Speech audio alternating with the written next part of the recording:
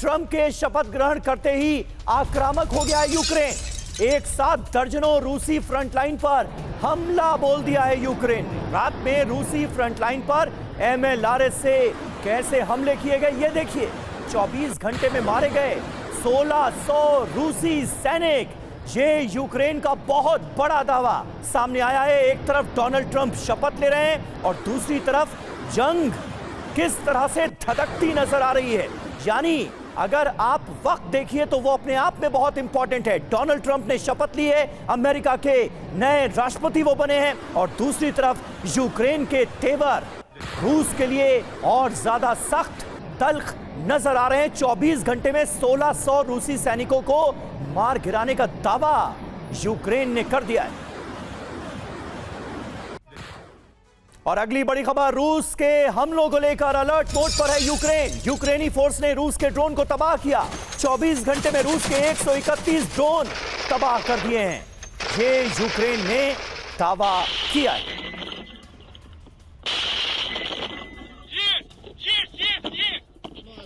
Збила шахід, який не висвічувався на віражі. तो ये दो बड़ी खबरें तस्वीरों के साथ इस वक्त आपके सामने हैं। एक तरफ 24 घंटे में रूस के 131 ड्रोन तबाह करने का दावा यूक्रेन ने किया है, और दूसरी तरफ हम देख रहे हैं कि यूक्रेन अब रूस को बड़े जख्म देने की तैयारी में है। सैकड़ों सैनिकों की मौत का दावा यूक्रेन करता हुआ नजर आ रहा है, रूस को बड़ा जख्म देता हुआ नजर आ रहा है।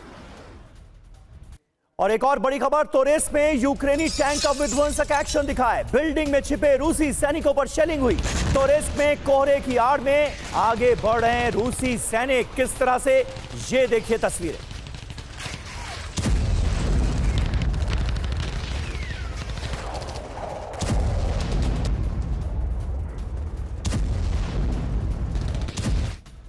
और अगली बड़ी खबर कुर्स से जुड़ी हुई है। कुर्स में यूक्रेन की उल्टी गिनती शुरू हो गई है। कुर्स में यूक्रेनी पोस्ट पर विध्वंसक हमला हुआ है। बड़ी संख्या में यूक्रेनी सैनिकों के मारे जाने का दावा रूस की तरफ से किया जा रहा है। कुर्स में यूक्रेनी हथियार स्टोरेज को भी तबाह कर दिया गया है।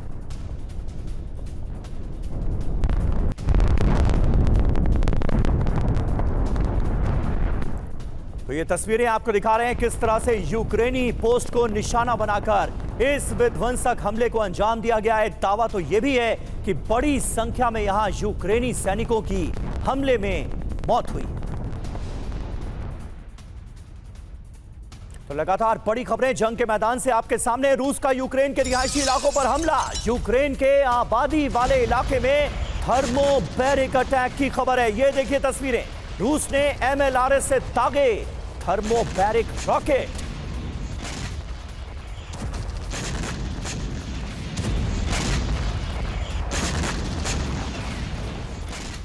अब ये तीन बड़ी खबरें इस वक्त तस्वीरों के साथ आपके सामने है। तोरेस्क में यूक्रेनी टैंक का एक्शन दिखा है। कुर्स में यूक्रेन की उल्टी गिनती शुरू हो गई है, और यूक्रेन के आबादी वाले इलाकों में भी जोरदार अटैक किए जा रहे हैं। थर्मोबैरिक अटैक की खबर है। कुछ तस्वीरें इस हमले की सामने आई, और शपथ लेते ही एक्शन में आ गए डोनाल्ड ट्रंप। मैक्सिको अमेरिका सीमा पर इमरजेंसी लगा दी गई। मैक्सिको की सीमा पर अमेरिकी सेना की तैनाती हो गई। ट्रंप के फैसलों की वजह से सीमा पर सैकड़ों प्रवासी फंस गए हैं। अमेरिका में घुसपैठ रोकने के लिए ट्रंप ने यह बड़ा फैसला लिया है।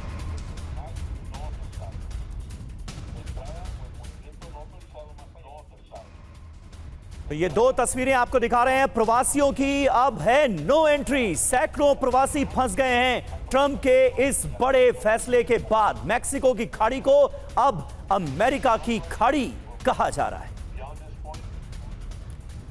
और देखिए, इस बीच इलॉन मस्क ने अपने अंदाज में मनाया जीत का जश्न। कैसे, ये आपको दिखाते हैं। भाषण से पहले इलॉन मस्क ने डांस करके खुशी जताई। मस्क ने कहा कि ये है जीत का एहसास। ये देखिए तस्वीरें बहुत खास हैं।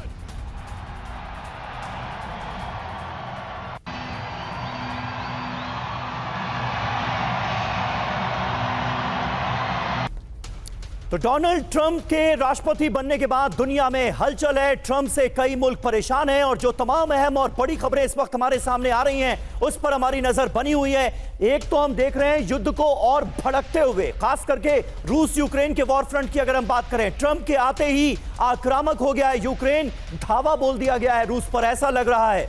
और आप देखिए यूक्रेन के रिहायशी इलाकों पर भी हमला हुआ है, यानी रूस भी हमले कर रहा है। रूस के हमलों को लेकर अलर्ट मोड पर यूक्रेन है। मैक्सिको अमेरिका सीमा पर इमरजेंसी घोषित कर दी गई है। कई प्रवासी यहां पर फंस गए हैं डोनाल्ड ट्रंप के इस फैसले के बाद। और मस्क जो हैं वो जीत के जश्न में पूरी तरह से डूबे नजर आ रहे हैं। बिल्डिंग में छुपे रूसी सैनिकों पर उधर मैदान जंग में फायरिंग हो रही है, यानी जंग और ज्यादा धधकती हुई नजर आ रही है। कुर्स में यूक्रेनी पोस्ट पर हमला हुआ है। देखिए ट्रंप के राष्ट्रपति बनते ही रूस पर बड़ा हमला हुआ है। रूस के स्मोलेंस्क में भीषण ड्रोन अटैक हो गया है। रिहायशी इलाके में यूक्रेन का ड्रोन से हमला। स्मोलेंस्क के 7 इलाकों में सुने गए जोरदार धमाके। तो ट्रंप के राष्ट्रपति बनते ही देखिए यूक्रेन किस तरह से आक्रामक होता हुआ नजर आ रहा है। रूस का ये स्मोलेंस्क इलाका है जहां पर भीषण अटैक अंजाम दिया गया है। एक के बाद एक स्मोलेंस्क के 7 इलाकों में सुने गए हैं जोरदार धमाके। Глянь, и летят пизда низко. Глянь.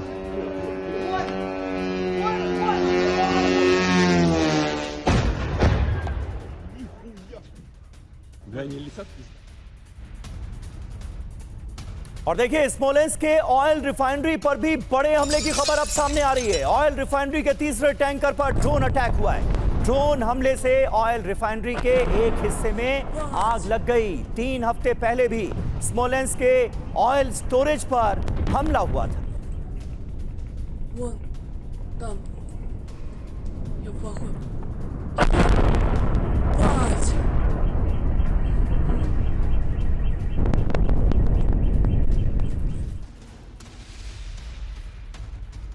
और रूसी मिलिट्री प्रोडक्शन फैसिलिटी पर विध्वंसक हमला हुआ है। रूस के एविएशन प्लांट में ड्रोन हमले से तबाही मच गई।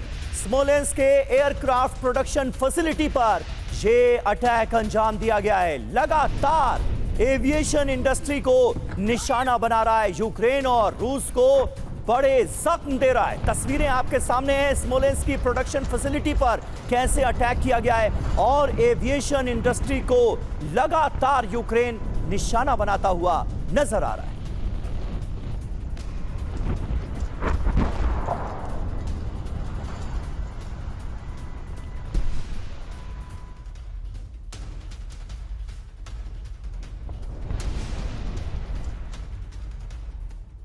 तो डोनाल्ड ट्रंप की शपथ की रात रूस पर हमला हुआ है। ये बहुत महत्वपूर्ण बात है, ये टाइमिंग बहुत इंपॉर्टेंट है। स्मोलेंस्क पर जबरदस्त ड्रोन अटैक किया गया है। रिहायशी बिल्डिंग्स को भी निशाना बनाया गया है। तस्वीरें आप मेरे इर्द गिर्द देख सकते हैं। ये हमला कितना जोरदार, कितना जबरदस्त था। रिहायशी इलाकों को भी नुकसान हुआ है और ऑयल रिफाइनरीज को निशाना बनाया गया है इस ताजा हमले में। और एविएशन इंडस्ट्री से जुड़े हुए जो ठिकाने हैं उनको यूक्रेन लगातार निशाना बना रहा है, कर रहा है अटैक। और हमले की ये तस्वीरें इस बात की तस्दीक कर रही हैं कि ये हमला काफी बड़ा था। रूस पर सबसे भीषण हमला ये माना जा रहा है। रूस के स्मोलेंस्क में ये अब तक का सबसे बड़ा हमला था। स्मोलेंस्क के 7 इलाकों में एक साथ ड्रोन अटैक हुए। स्मोलेंस्क के एविएशन प्लांट को निशाना बनाया गया, यहां पर हमला किया गया। स्मोलेंस्क के ऑयल रिफाइनरी को ड्रोन हमले से खासा नुकसान पहुंचा है, यह खबर सामने आ रही है। स्मोलेंस्क के रिहायशी इमारत से टकराया है यूक्रेनी ड्रोन, यह भी जानकारी सामने आ रही है। ऑगस्टीन सर, सबसे पहले मैं आपके पास आऊंगा। ये एविएशन इंडस्ट्री से जुड़े ठिकानों को जिस तरह से यूक्रेन निशाना बना रहा है, इसके पीछे सबसे बड़ी मंशा आपको क्या नजर आती है? एक तरफ डोनाल्ड ट्रंप शपथ लेते हैं और दूसरी तरफ यूक्रेन बहुत ही अग्रेसिवली रूस को निशाना बनाने लगता है। बिल्कुल समीर जी, आप देखें इस पूरे कैंपेन में पहली बार मैं ये देख रहा हूं कि एकदम सर्जिकल तरीके से स्ट्रेटेजिक टारगेट पे अटैक किया जा रहा है। और इसका मैं श्रेय दूंगा जो इनके जो नए इंटेलिजेंस चीफ हैं, यूक्रेन के नए इंटेलिजेंस चीफ हैं उनको, क्योंकि इनको सटीक इंफॉर्मेशन मिल रहा है और वो चीजों पे ये अटैक कर रहे हैं जो आगे जाकर के वॉर मेकिंग या वॉर फाइटिंग प्रणाली पे असर डाले।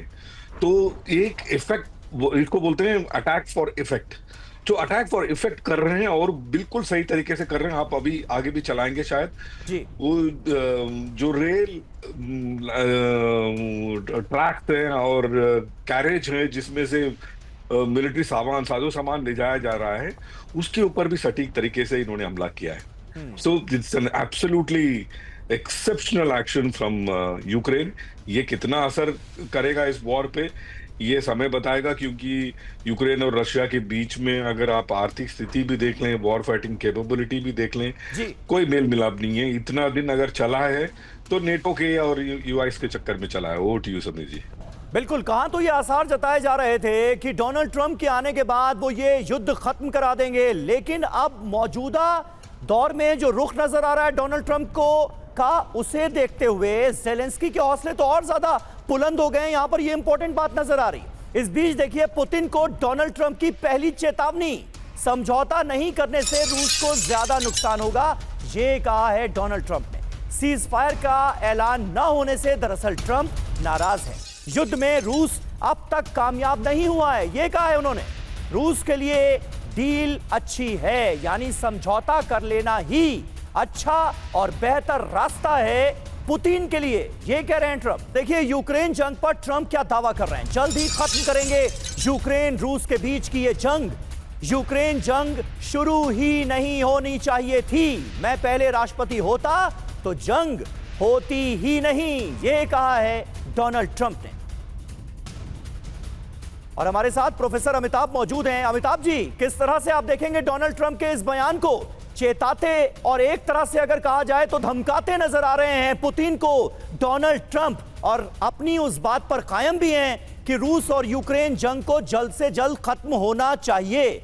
समझौते का वो जिक्र कर रहे हैं, लेकिन पुतिन तो उधर कह ही रहे हैं कि समझौता तब तक नहीं जब तक कोई फाइनल सोल्यूशन नहीं। देखिए, ट्रंप यहां पे अपने जो बात करते हैं उनको हम बहुत ध्यान से नहीं देखते हैं। एटलीस्ट रूस यूक्रेन के संबंध में वो तो कहते थे 24 घंटे में वो युद्ध खत्म करा देंगे, और 24 घंटे को अब होने को आएंगे 3-4 घंटे में, वो करा नहीं पाए। वो दुनिया को ये दिखाना चाहते हैं कि वो बहुत पावरफुल हैं, और वो चाहें तो वो दुनिया में जो भी इवेंट्स हो रहे हैं, चाहे वो रशिया में हो या गजा में हो, उन सबको वो मॉनिटर करके उसका सोल्यूशन खोज सकते हैं। देखिए, ट्रंप ट्रांजैक्शनल है। ट्रंप ये चाहते हैं कि जल्द से जल्द जिसमें अमेरिका का फायदा हो वो वैसा कदम उठाए, और इसके लिए वो चाहते हैं कि किसी ना किसी तरह, जब वो ट्रंप पुतिन को चेता रहे हैं तो ये कह रहे हैं कि उसमें उनका नुकसान होगा। कहने का मतलब है ज्यादा से ज्यादा पुतिन से अगर वो लड़ाई या यूक्रेन की लड़ाई आगे बढ़ती है तो उसमें घाटा रूस का ही है, क्योंकि उसके असले जाएंगे, उसके पैसे जाएंगे, और जो सैंक्शंस है उसके चलते उसकी इकोनॉमी गड़बड़ हो रही है। तो पुतिन को की हर बात को यहां पर हम वॉर बैटिंग नहीं लें, हम ये मान लें कि पुतिन ये चाहते हैं किसी ना किसी तरह ट्रंप इंटरवीन करें और वो उनके फेवर में करें, क्योंकि अब तक जितने सिग्नल्स मिले हैं पुतिन को या रशिया यूक्रेन वॉर के लिए, वो सब मिले हैं कि यथास्थिति बनाई जाएगी और जितने टेरिटरी कैप्चर किए हैं वहां पे रुक जाएंगे और सीज फायर होगा, उसके बाद बात आगे बढ़ेगी। तो यहां पर मसला वही फंसा है कि पुतिन और ट्रंप अगर मिलते हैं, या 100 दिन बाद कहा जा रहा है कि शी जिनपिंग और ट्रंप मिलने वाले हैं, अगर वो मिलते हैं तो रूस यूक्रेन की बात होगी और किसी ना किसी तरह वो चाहेंगे कि अमेरिकी जनता का जो नुकसान हो रहा है इस सब में उसको रोका जाए। ना कि वो शांति चाहते हैं, ना कि वो चाहते हैं कि जेलेंस्की फिर से काबिज हो जाए या उनकी टेरिटरी वापस हो जाए। वो बिल्कुल ऐसा नहीं चाहते और पुतिन भी ये जानते हैं।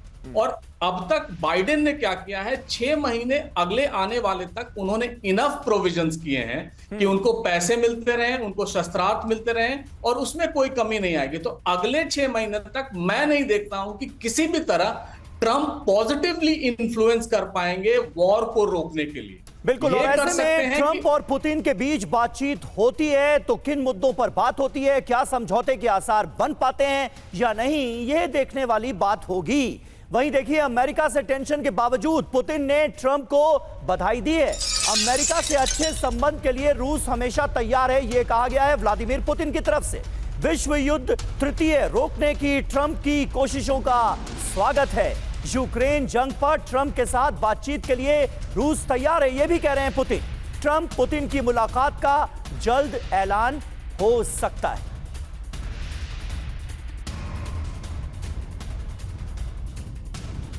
Been against dialogue. They have always been ready to maintain peaceful relationship with any American administration. I have said that. तो डोनाल्ड ट्रंप को अमेरिका का राष्ट्रपति बनने के बाद पुतिन दे रहे हैं बधाई। जी हां, अमेरिका नेटो से टेंशन के बावजूद पुतिन ने ट्रंप को बधाई दी है।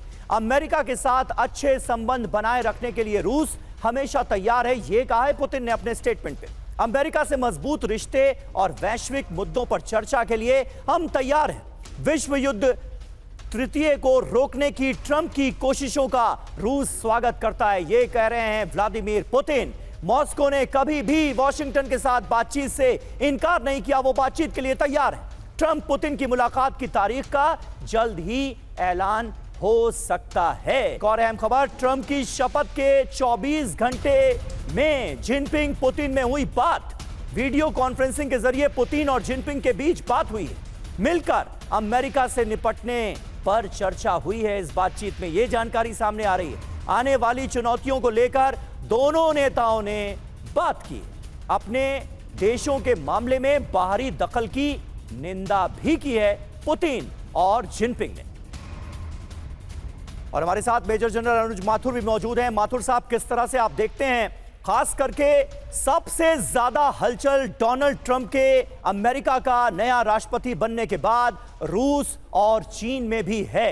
दोनों से एक तरह से डोनाल्ड ट्रंप दोस्ती का हाथ बढ़ाते हुए भी नजर आते हैं, साथ ही साथ चेताते हुए, चेतावनी देते हुए भी नजर आते हैं। आप कैसे देखते हैं इस पूरे समीकरण को?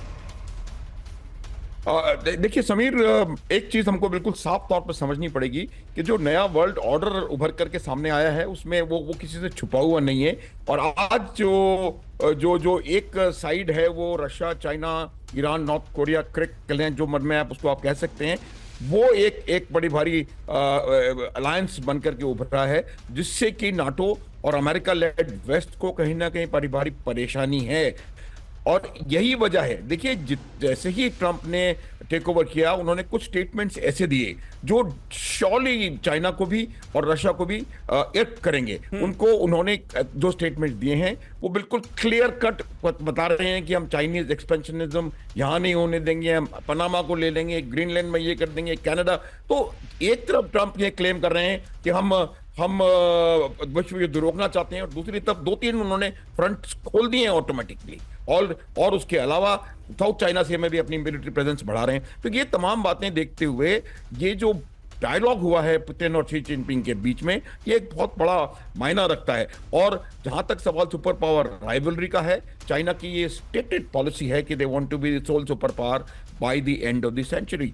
तो मेरे को लगता है कहीं ना कहीं इस चीज को भी वो ध्यान में रखते हुए आगे बढ़ना चाहते हैं। और यही वजह है कि वो रूस और चीन जो है आपस में बातचीत कर रहे हैं, और उनका मकसद ये रहेगा कि किस तरह से अमेरिका के उसके इन्फ्लुएंस को चेक किया जाए। दूसरी बात मैं आपको बताता हूं कि जिस प्रकार का डेवलपमेंट यूरोप में हो रहा है, वो कहीं ना कहीं एक मेरे को लगता है कि एक नया डिफेंसिव आर्किटेक्चर यूरोप ढूंढ रहा है, क्योंकि ट्रंप का जो इनिशियल मनूवर्स हैं वो कहीं ऐसा लग रहा है कि वो नाटो से भी कहीं हाथ थोड़ा सा, पूरा नहीं तो थोड़ा खींचेंगे, और यूरोप में उनका जो इन्वॉल्वमेंट है वो थोड़ा कम होने की संभावना है।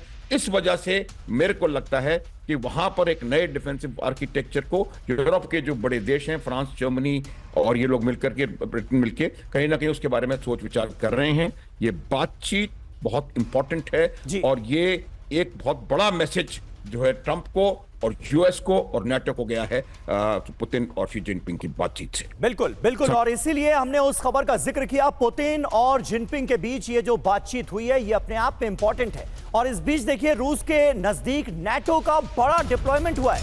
लातविया पहुंचे स्वीडन के सैकड़ों सैनिक। नाटो ब्रिगेड में शामिल हुई स्वीडिश आर्मी। रूस बेलारूस से लगे बॉर्डर की ओर ये मूवमेंट देखा गया। नाटो के ईस्टर्न बॉर्डर पर रूसी हमलों का दिया जाएगा इसके जरिए जवाब। तो ये डिप्लॉयमेंट काफी बड़ा है और इंपॉर्टेंट भी। रूसी बॉर्डर पर नाटो का डिप्लॉयमेंट। जी हां, बाल्टिक देश लातविया पहुंचे स्वीडन के सैनिक। लातविया पहुंच गए नाटो ब्रिगेड में शामिल स्वीडन की मैकेनाइज्ड इन्फेंट्री यूनिट। ये तस्वीरें हम आपको लगातार खबर दिखा रहे हैं और साथ ही साथ इस मैप के जरिए आप समझ सकते हैं रूस बेलारूस से लगे बॉर्डर के पास नाटो की 8 ब्रिगेड पहुंची है। ये है रूस, यहां पर एस्टोनिया, ये लातविया और ये रहा नीचे बेलारूस, ये है स्वीडन।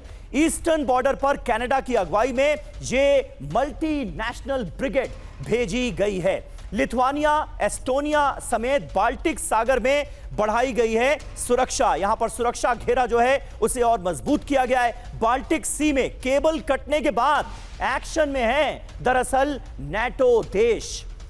ये अपने आप में महत्वपूर्ण है। रूसी हाइब्रिड वॉर को लेकर अलर्ट पर है नाटो। अटलांटिक महासागर में रूसी शिप को किया गया है ट्रैक। पुर्तगाल के विशेष क्षेत्र में रूसी ओशनोग्राफिक शिप। पुर्तगाली एयरफोर्स ने किया रूसी शिप को ट्रैक। बाल्टिक सी से अटलांटिक महासागर तक नाटो वर्सेस रूस की ये लड़ाई नजर आ रही।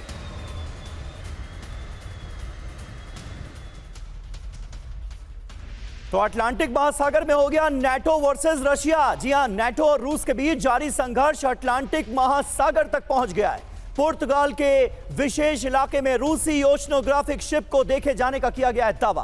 पुर्तगाली एयरफोर्स के विमान ने रूसी ओशनोग्राफिक शिप को ट्रैक किया है। सी केबल पर रूसी हमले की आशंका की वजह से नाटो ने ये गश्त बढ़ाई है। बाल्टिक सी के बाद अब अटलांटिक महासागर में सी केबल को खतरा है। सी केबल पर खतरा मंडरा रहा है। केबल सी पर हमला कर कम्युनिकेशन ठप करने की रणनीति हाइब्रिड वॉर का हिस्सा है। और हमारे साथ तमाम खास मेहमान मौजूद हैं। प्रोफेसर अमिताभ, ये केबल सी पर अटैक करके कम्युनिकेशन नेटवर्क जो ध्वस्त करने की प्लानिंग है, ये अपने आप में बहुत बड़ी है और इससे कैसे आने वाले वक्त में बचा जाएगा, ये एक बहुत बड़ी चुनौती है। देखिए, ये हाइब्रिड वॉरफेयर का एक तरीका है और हाइब्रिड वॉरफेयर हम सब जानते हैं कि मल्टीपल वेज में एनिमी को वीक करने की स्ट्रेटजी होती है। राइट। और ये इंटरनेट केबल काटने का जो जरिया अपनाया है, किसी देश ने अपनाया हो, चाहे चीन ने या रूस ने या उसके रिवर्स वेस्टर्न पावर्स ने भी किया हो, उसका सीधा मकसद यह है कि किसी तरह कम्युनिकेशन और सैटेलाइट इक्विपमेंट्स को इमोबिलाइज किया जाए। हम सब ने देखा है इस लड़ाई में जो सबसे ज्यादा इंपॉर्टेंट रहा है वो ड्रोन वॉरफेयर। और ड्रोन वॉरफेयर का बैकबोन क्या है? Internet infrastructure. यूक्रेन को वो मिलता है स्टारलिंक से और पूरे यूरोप में या पूरे दुनिया में मान ले बैंकिंग ऑपरेशंस या कम्युनिकेशन, वो सारी चीजें उसी पर चलती हैं। तो अगर आप किसी स्टेट के इंटरनेट केबल को या इंटरनेट लिंक को काट दें तो वो राष्ट्र पंगु हो जाएगा। और हम सब ये भी जानते हैं कि जिस तरह से डेवलपमेंट्स हो रही हैं, जिस तरह से केबल तोड़ने की तकनीकें नई नई इजाद की जा रही हैं, उससे आने वाले दिन में इंटरनेट एक बहुत बड़ा, या इंटरनेट केबल या इंटरनेट कनेक्शन एक बहुत बड़ा इंस्ट्रूमेंट ऑफ वॉर बन जाएगा, जो अब तक नहीं था। और वॉर के लिए इंटरनेट ही नहीं, कम्युनिकेशन के जितने इक्विपमेंट्स हैं, जैसे मैंने पहले भी कहा, स्टारलिंक को अगर यूक्रेन में दिया जा रहा है, अगर वो टेररिस्ट ऑपरेशंस में दुनिया में दिए जाएं या नॉन स्टेट एक्टर्स को दिए जाएं, तो उसका कितना असर हो सकता है आप जान सकते हैं। लेकिन यहां पर ये महत्वपूर्ण है कि ये दोनों तरफ का वॉरफेयर हो रहा है। जैसे आपने देखा नॉर्ड स्ट्रीम 2 को जो तोड़ा गया है, नॉर्ड स्ट्रीम 1 को जो तोड़ा गया, जिसके पाइपलाइन को तोड़ा गया, उसमें भी वेस्टर्न पावर्स इन्वॉल्व थे। लोग कह रहे हैं यूक्रेन इन्वॉल्व था या स्वीडन इन्वॉल्व था, जो भी था। तो ये एक हाइब्रिड वॉर का तरीका है जो प्ले आउट हो रहा है इस समय समीर। बिल्कुल बिल्कुल सही बात है। यह हाइब्रिड वॉर का तरीका है जो कि दुनिया को परेशान करने वाला है। अटलांटिक महासागर में कैसे नाटो वर्सेस रशिया की लड़ाई देखने को मिल रही है। नाटो ने किया सैटेलाइट इंटरनेट टेस्ट। स्वीडन में हाइब्रिड स्पेस टेलीकम्युनिकेशन का टेस्ट किया गया है। समंदर के अंदर क्षतिग्रस्त केबल्स का विकल्प ढूंढा गया है इस ऑपरेशन।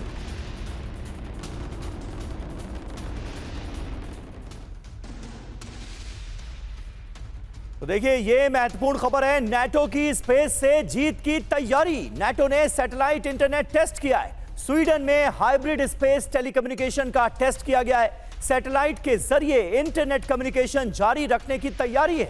स्टारलिंक और वियासेट के जरिए करेंगे सैटेलाइट इंटरनेट उपलब्ध।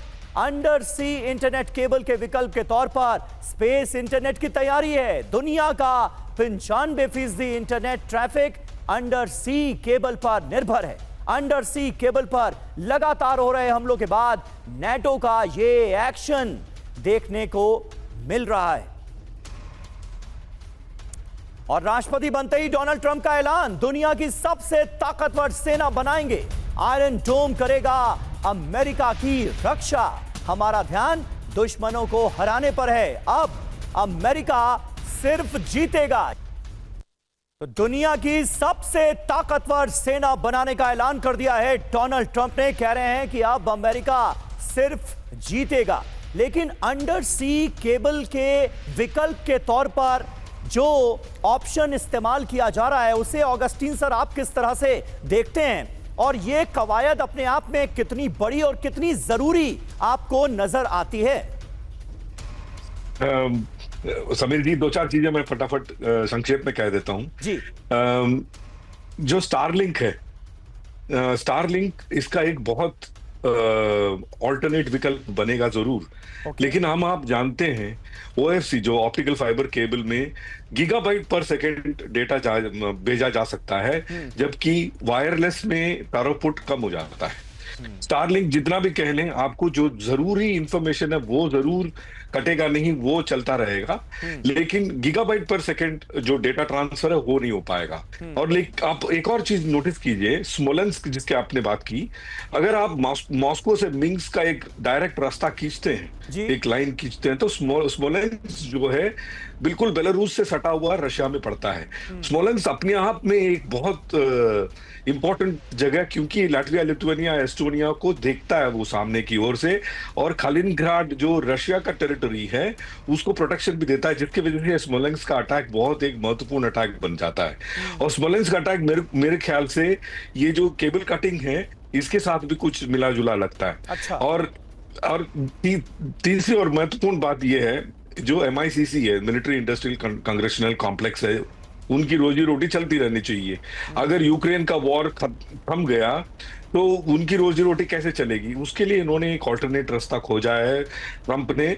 ये MICC अभी अमेरिका के लिए वेपन बनाना शुरू करेंगे, आयरन डोम, फलाना ढिमकाना, ये सब अमेरिका के लिए बनाना शुरू करेंगे ताकि उनकी रोजी रोटी चलती रहे। मुझे लगता है धीरे धीरे ये यूक्रेन वॉर भी खत्म हो जाएगा। लेकिन जो ट्रंप बोल रहे हैं, जो वो कर रहे हैं, जैसे अमिताभ साहब ने बताया, जनरल साहब ने बताया, इन दोनों में कुछ मेल नहीं खा रहा है। आपने पनामा कैनाल का नाम बदल दिया, गल्फ ऑफ मेक्सिको का नाम बदल दिया, नए नए फ्रंट खोल दिए, वहां इनके जो चीप लेबर आ रहे थे वहां उनको अटका दिया। तो पता नहीं आगे जाकर के इसको कैसे ये हैंडल करेंगे। सही बात है सर। ये सवाल सिर्फ आपके ही जहन में नहीं, हर किसी के जहन में उठ रहा है कि डोनाल्ड ट्रंप ने क्या कहा था और वो क्या कर रहे हैं, और जो वो कर रहे हैं उससे कहीं युद्ध और तो नहीं भड़केगा। ट्रंप की कोशिश युद्ध को और भड़काने की तो नहीं है। अनुज माथुर साहब, इस पर मैं आपसे एक जवाब लूंगा, लेकिन उससे पहले एक और अहम खबर है। दक्षिण रूस में यूक्रेन का स्वॉर्म ड्रोन अटैक हुआ है। रूस के क्रास्नोदार में भीषण ड्रोन हमला हुआ है। ड्रोन हमले से कम्युनिकेशन टावर में आग लग गई। हमले से 2 कम्युनिकेशन टावर्स को भारी नुकसान हुआ है। तस्वीरें आपके सामने। Хуярит, куда-то улетел туда в сторону.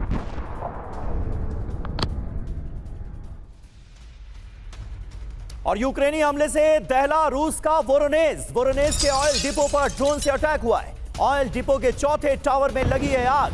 ये देखिए, एक हफ्ते में वोरोनेज पर यह दूसरा बड़ा हमला है। 5 दिन से ऑयल डिपो के बड़े हिस्से में आग लगी हुई।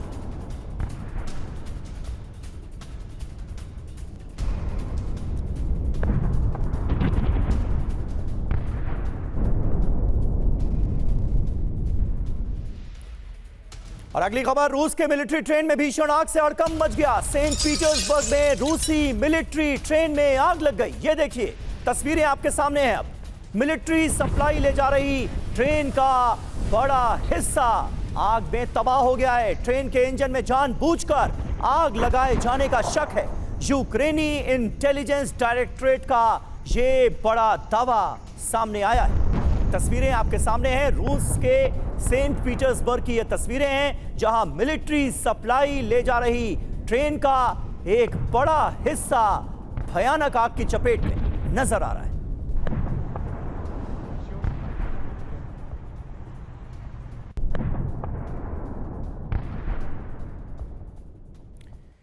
और ये तीन बड़ी खबरें तस्वीरों के साथ इस वक्त आपके सामने हैं। एक तरफ हमले से देखिए कैसे कम्युनिकेशन टावर में आग लग गई है, दूसरी तरफ यूक्रेनी हमले से दहल गया है रूस का वोरोनेज इलाका, और ट्रेन के इंजन में आग लगाए जाने का शक है। रूस के सेंट पीटर्सबर्ग से चिंताजनक तस्वीरें रूस के लिए सामने आई।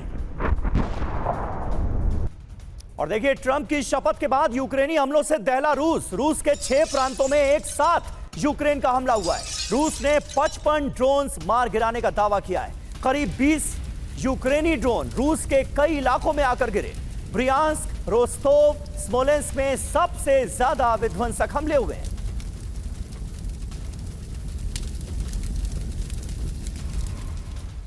तो ये हो क्या रहा है? डोनाल्ड ट्रंप के शपथ लेने के बाद रूस पर ताबड़तोड़ अटैक कर रहा है यूक्रेन। रूस पर नॉन स्टॉप तबाही। ये तस्वीरें आप देखिए, 6 प्रांतों पर हमला किया गया है। क्रास्नोदार में कम्युनिकेशन टावर को पूरी तरह से तबाह कर दिया गया। वोरोनेज की तस्वीरें आपके सामने हैं, जहां ऑयल डिपो को निशाना बनाया गया है। बीते कई दिनों से ऑयल डिपो रह रहकर धधक रहा है। सेंट पीटर्सबर्ग से जो तस्वीरें सामने आई हैं वो तो और भी चौंकाने वाली हैं। यहां पर मिलिट्री ट्रेन में आग लग गई और साजिश का शक साफ तौर पर जताया जा रहा है। और हमारे साथ तमाम खास मेहमान मौजूद हैं, उनका भी रुख करेंगे। लेकिन देखिए रूस पर नॉनस्टॉप अटैक की ये कहानी क्या कह रही है। ट्रंप की शपथ के दिन रूस पर यूक्रेन का बड़ा हमला हुआ है।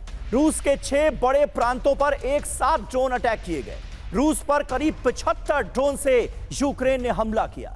यूक्रेन के 55 ड्रोन्स रूसी डिफेंस सिस्टम ने मार गिराए। पिछले एक हफ्ते में रूस पर करीब 300 ड्रोन हमले किए गए। Bryansk, Kursk, Voronezh, Rostov, Saratov और क्रास्नोदार में इन हमलों को अंजाम दिया गया है। अनुज माथुर सर, ये हो क्या रहा है? डोनाल्ड ट्रंप एक तरफ बात करते हैं युद्ध को खत्म करवाने की, और एक तरफ हम देख रहे हैं अमेरिका की ही सरपरस्ती में, अमेरिका के ही इशारे पर यूक्रेन अब हावी होने की कोशिश रूस पर करता हुआ नजर आ रहा है। और डोनाल्ड ट्रंप भी रूस के लिए, पुतिन के लिए कैसे अल्फाजों का इस्तेमाल कर रहे हैं? समीर, देखो, डोनाल्ड ट्रंप ने कहीं ना कहीं ये सोचा था कि मैं बोलूंगा 24 घंटे में युद्ध को खत्म कर दें और कहीं ना कहीं युद्ध खत्म हो जाएगा। आप देखिए कि रशिया जब तक उनके अपने military objectives, political objectives, strategic objectives वो हासिल नहीं कर लेते, वो युद्ध विराम नहीं होगा। मैं ये कहता रहा हूं पहले भी कि एट बेस्ट शॉर्ट इंटेंस छोटा सा आपको एक सीज फायर देखने को मिल सकता है, जो कि अनस्टेबल होगा, ज्यादा दिन चलने वाला नहीं है। लेकिन मुझे अब वो भी होता हुआ नजर नहीं आ रहा है। देखिए, जो यूक्रेन अभी कर रहा है वो कोशिश कर रहे हैं कि रशिया के कमांड कंट्रोल, कम्युनिकेशन, लॉजिस्टिक्स और उनके जो इंपॉर्टेंट इंस्टॉलेशंस हैं उनके ऊपर हमला करके उन पे कब्जा किया जाए या उनको डिस्ट्रॉय किया जाए। खास करके व्लादिमीर पुतिन को आप सुनिए, वो कह रहे हैं कि फाइनल सोल्यूशन हमें चाहिए। सीज फायर तभी मुमकिन है जब फाइनल सोल्यूशन आप दें। फाइनल सोल्यूशन तो कुछ दिया नहीं गया, उसकी बात नहीं हुई। अब सिर्फ डोनाल्ड ट्रंप के कहने भर से तो पुतिन जंग नहीं खत्म कर देंगे। बिल्कुल बिल्कुल। देखिए समीर, एक और बात मैं बताऊंगा। देखिए, जब रशिया का जहां तक यूक्रेन के अंदर मिलिट्री ऑब्जेक्टिव्स हैं वो उन्होंने लगभग पूरे हासिल कर लिए हैं। पूरे ईस्टर्न डॉनबास पे उनका कब्जा है, कंट्रोल है। ज़ेपोरिजिया और नीचे ओडेसा के भी कुछ हिस्से उन्होंने ले लिए हैं। खेरसोन पे उनका पूरा लगभग कब्जा है। तो उनको आज की तारीख में सिवाय कुर्स्क के कोई परेशानी जो है रशिया के लिए इस युद्ध में नहीं है। और वो थोड़ी देर में कुर्स्क के ऊपर वहां से इविक्ट करने के बाद उनकी अपनी टर्म्स के ऊपर वो इसका सीज फायर करेंगे और मानेंगे उसको। एक बात बिल्कुल क्लियर समझनी चाहिए, डोनाल्ड ट्रंप कुछ भी कहते रहे, Russia is too powerful for Ukraine. Sameer, कोई सवाल नहीं पैदा होता कि यूक्रेन जो है और रशिया को इस युद्ध में बिल्कुल हरा बिल्कुल सही बात है, लेकिन डोनाल्ड ट्रंप बार बार बताने की कोशिश यही कर रहे हैं कि इसमें रूस का ही नुकसान है, रूस को ही समझौता कर लेना चाहिए वरना रूस का ही बहुत बुरा होगा। ट्रंप के दावे पर भड़के पनामा के प्रेसिडेंट। देखिए, पनामा नहर का जो मुद्दा है वो भी अब गंभीर होता हुआ नजर आ रहा है। नहर पर पनामा के कब्जे का किया दावा, नहर पर चीनी दखल के आरोप को बताया गलत, नहर पर अमेरिका का नियंत्रण मंजूर नहीं। पनामा के प्रेसिडेंट जोस राउल का बयान डोनाल्ड ट्रंप के बयान के बाद। उद्घाटन भाषण में डोनाल्ड ट्रंप के नहर पर नियंत्रण के दावे पर यह पनामा का पहला जवाब है।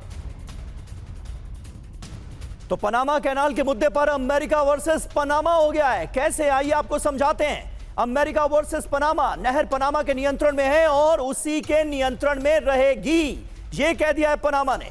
ट्रंप के दावों के बाद पनामा के प्रेसिडेंट जोस राउल सीधे सीधे यह ऐलान कर रहे हैं। ट्रंप ने तो जो भाषण दिया था उसमें सीधे सीधे कह दिया था कि पनामा नहर पर अब क्या होने वाला है। राउल ने नहर पर अमेरिका को नियंत्रण देने से सीधे इनकार कर दिया है।